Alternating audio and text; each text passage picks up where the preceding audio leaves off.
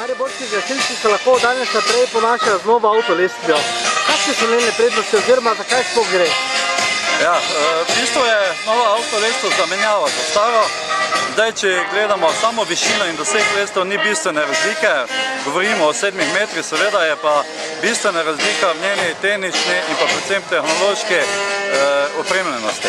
Kakšna pa je bila finančna konstrukcija?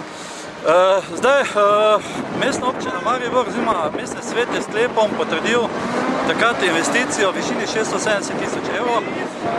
K tem sredstvom v bistvu smo morali še dodati DDV in smo potem dodatno financiranje lestev še iz sredstev požarnega sklada, tako da je bila celotna investicija v višini 743